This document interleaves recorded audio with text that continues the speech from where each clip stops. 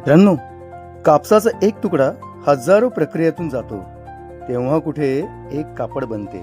कारखान्यात प्रथम कच्चा दोरा येतो, मग त्याला बॉबिन्स मध्ये भरतात, मग त्याला घट्ट पीळ दिला जातो म्हणून तो मजबूत होतो.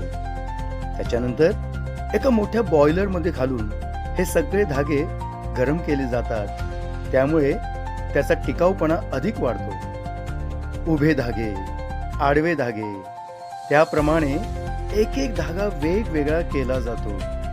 एक छोटासा धागा तुटला तर संपूर्ण मशीन बंद पडते, कापड खराब होतं. पण माणूस तुटला तर संपूर्ण आयुष्य. हात फक्त कापड विणत नाहीत, तर हजारो लोकांची स्वप्न विणत असतात.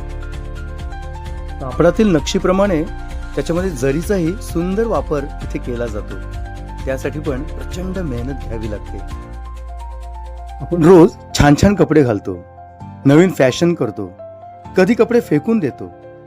पण त्या एका कपड्याच्या मागे किती हात झिजतात, किती डोळे जागतात, किती आयुष्य मशीनच्या आवाजात हरवतात याचा आपण कधी विचार नाही करत. हे हात फक्त कापड विणत नाहीत, तर हजारो लोकांची स्वप्न विणतात. कपडे शरीर झाकतात, पण कामगारांचे कष्ट संपूर्ण समाज मानाने उभा ठेवतात.